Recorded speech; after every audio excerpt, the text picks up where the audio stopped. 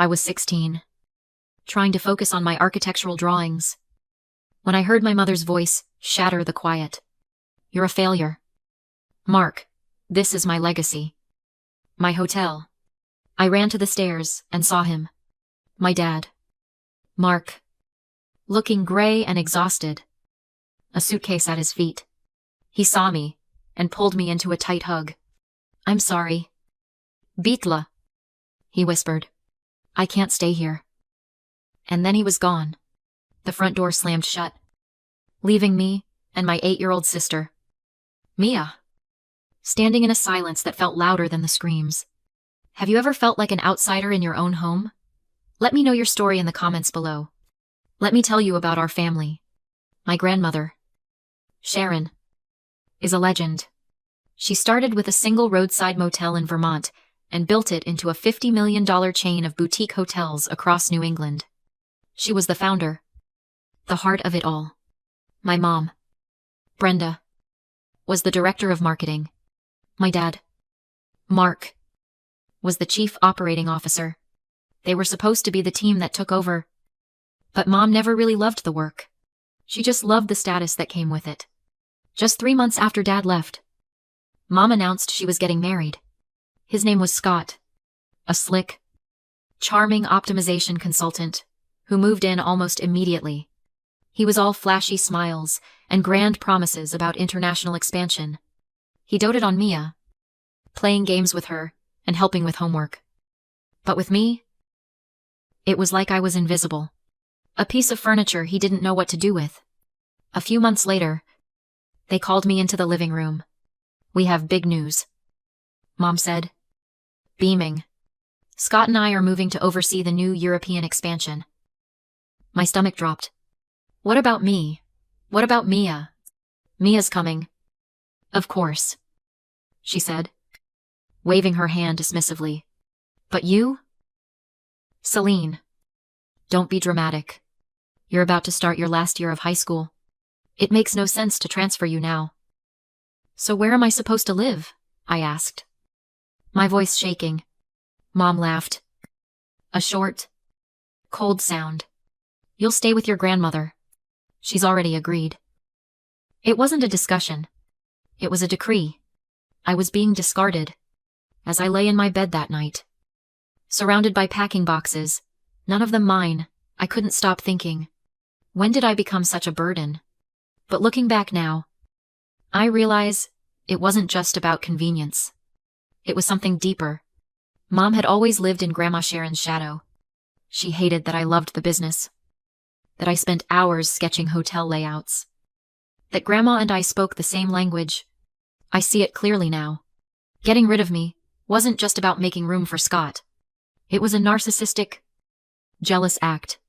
She was eliminating the one person who reminded her of everything she wasn't. 4 years went by. Living with Grandma Sharon was different. It was quiet, stable. I buried myself in my architecture studies, finding comfort in load-bearing walls and blueprints. I rarely heard from my mother. A text on Christmas, a missed call on my birthday. I learned not to expect much. Then, my 21st birthday arrived. That morning, Grandma Sharon called me into her study. Her office was the heart of the original hotel. All old mahogany and leather, smelling of history. She had a serious look on her face that made my stomach clench. Celine, she said, her voice calm but firm. Sit down. I sat. My mind raced. Was I in trouble? I've been watching you for 4 years, she said, leaning forward. You don't just see these buildings. You understand them? You have my eye, Celine, and you have your father's integrity. She pushed a thick, leather-bound folder across the desk. Happy birthday. I opened it. My hands were shaking. Inside, there were deeds, and trust documents, and shareholder certificates. I didn't understand. Grandma. What is this? It's the hotel chain, she said simply. It's all yours. The whole $50 million legacy. I couldn't breathe. What? No. That's impossible. But Mom and Scott, they're running the expansion. They are running a project. Grandma's voice cut through my confusion. Sharp as glass. A project I never fully authorized. But the heart. Celine. The properties. The brand. The soul of what I built. That is yours. It's always been meant for you. I just stared at her. But why now? Why me?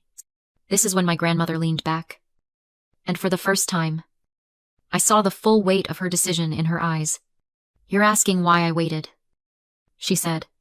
It wasn't a question. I hoped Brenda would grow up. I hoped my own daughter would find her way. I gave her chances. More chances than I should have. I watched her drive Mark away. And then I watched her discard you, like you were nothing. She paused, taking a breath. I was torn between my hope for my child and the truth of what I was seeing. But when they came to me with this reckless plan to mortgage the core hotels, to risk everything I built, I knew. My hope was misplaced. This isn't just a gift. Celine, this is a correction. I can't let them destroy this family's legacy. Grandma Sharon gave me one more piece of advice that night. Call your father. Celine, talk to him. Not just as your dad, but as a consultant. He knows these hotels better than anyone. And there's more to that story than you know. It took me a week to build up the courage. We agreed to meet at a small, quiet coffee shop downtown. When I saw him, my heart ached. He looked older than I remembered. Tired, with more gray in his hair. But when he saw me, his eyes lit up in that same way they always did. The first few minutes were awkward, filled with small talk about my classes and the weather. Then, I just couldn't hold it in anymore. I told him everything. The last 4 years. The move. And finally, Grandma's gift. He just listened. His hands wrapped around his coffee mug. When I finished, he took a deep, shaky breath. Celine, he said, his voice thick with emotion. There are some things you need to know about the divorce. He told me how my mother, Brenda, had belittled him for years. How nothing he did was ever good enough. How she was obsessed with status, while he just loved the craft of running a good hotel. But the affair? Dad, I finally asked. Mom always said you left. That you? His face hardened. The affair, he said, was not mine. It was hers. I stared at him. What? Brenda. She was seeing Scott long before I left. Celine. Months before. I had my suspicions. But I didn't want to believe it. It continued. His voice low. It all came to a head. Not just at home. But at work? That's the part no one knows. This was the secondary twist. I wasn't just kicked out of the house. I was kicked out of the company. What do you mean? Brenda and Scott. They framed me. They set up a series of transactions. A financial irregularity, they called it. Just small enough to be plausible. Just large enough to look like gross incompetence. Or theft. They took it to the board. Your grandmother's board. I was fired. Celine. Disgraced. I felt sick. But why didn't you fight it? Why didn't you tell Grandma? Why did you just leave? He looked at me, and his eyes were full of that old, familiar sadness and love. Because of you and Mia, he said quietly. To fight it would have meant dragging all of it into the public. The affair. The lies. The dirty business. She threatened to paint me as an unstable, thieving husband and use you two as leverage. I couldn't put you through that.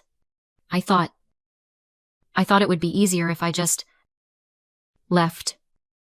We sat in silence for a long time. It felt like a 50-pound weight had been dropped on my chest. My entire childhood.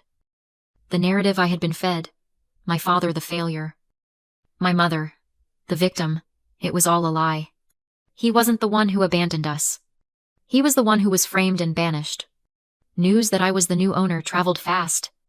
A little too fast. 2 days later, I was studying in the living room when the doorbell rang. I opened it, and my stomach dropped to the floor. It was my mother. Brenda. And Scott. Celine. Sweetheart, Mom burst forward, pulling me into a tight, suffocating hug. She smelled like expensive perfume and desperation. Oh, darling. I've missed you so much. Look at you. She pushed past me into the house, Scott following right behind her. His smile as slick as ever. Your mother has been just beside herself. Celine, we heard the wonderful news. Mom spun around, her eyes wide and bright, with a terrifying fakeness. I was so surprised Grandma put all this on your shoulders. Baby, it's so much pressure. That's why we came right back. She grabbed my hands. We have the perfect solution. You'll come live with us. We'll manage the company together. A real family business. Just like it was supposed to be. I pulled my hands free. No. Mom. I'm not going anywhere. I'm happy here. I have my school. And I have Grandma. Her smile didn't waver, but it tightened at the edges. Well, if you don't want to move, that's fine.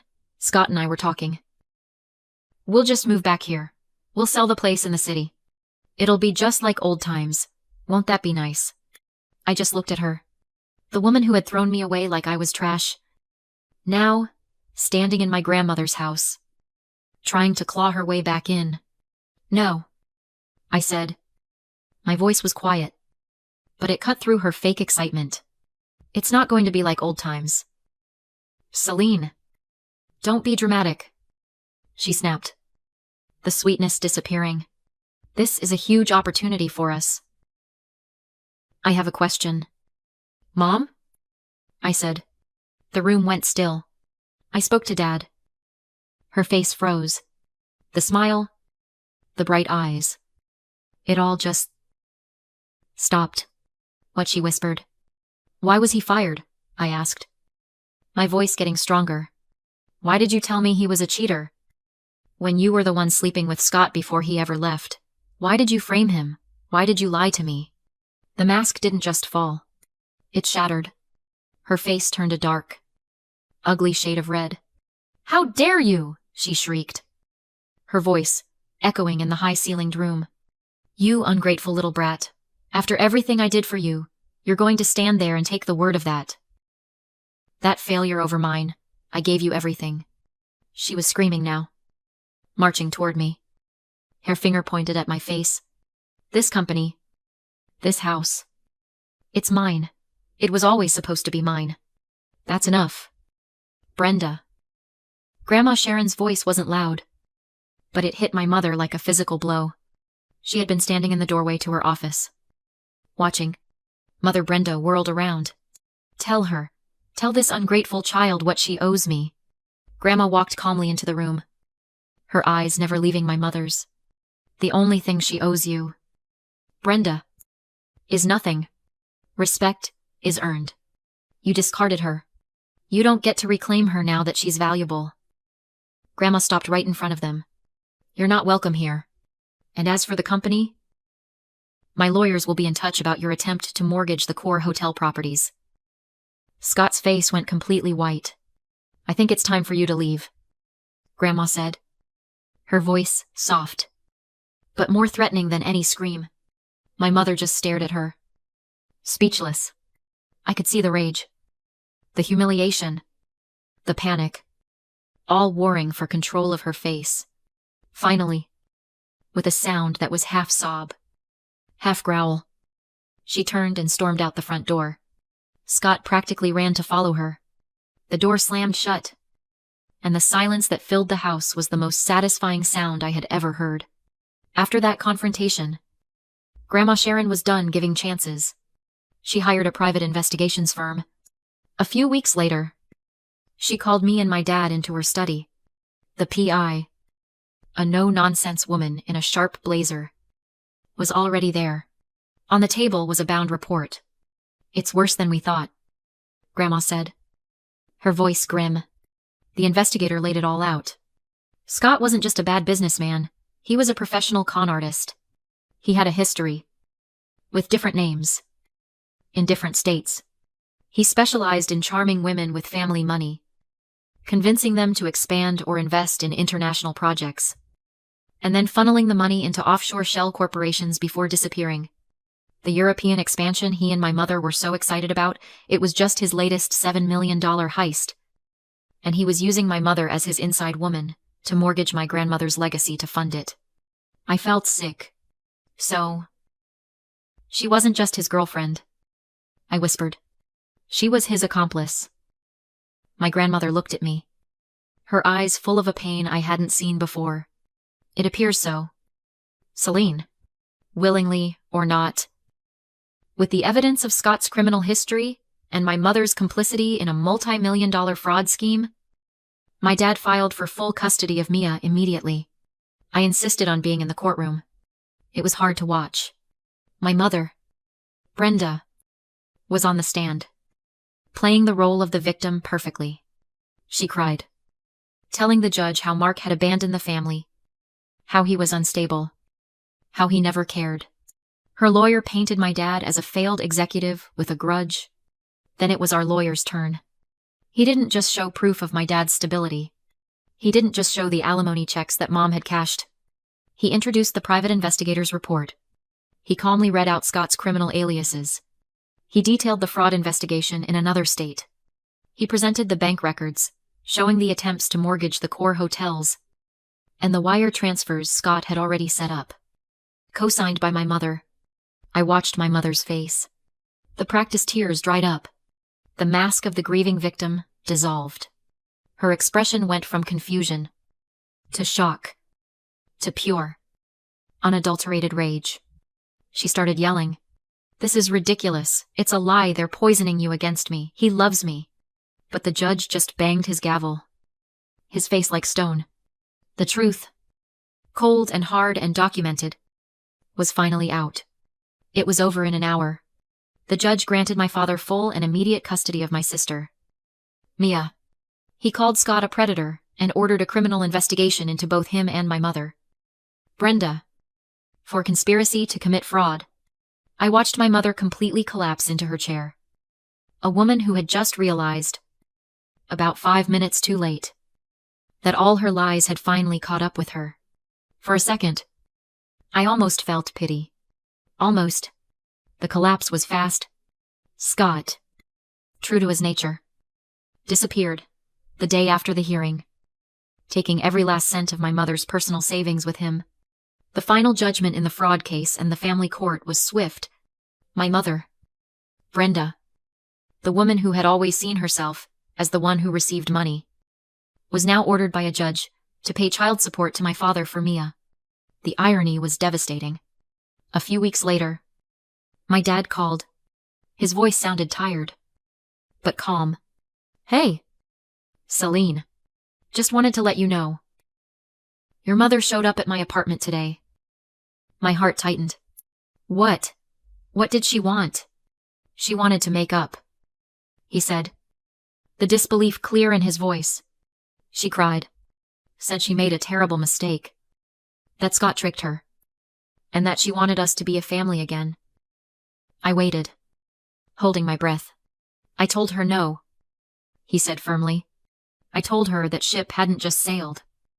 It had sunk to the bottom of the ocean. I told her I would never, ever put you or Mia through that again." I let out the breath I was holding, and a wave of relief washed over me. "Good," I said. "Good for you, Dad." After we hung up, I sat in my room at Grandma's house, looking at the blueprints for my final college project. I used to think that family was something unbreakable, something defined by blood, something you were stuck with no matter what.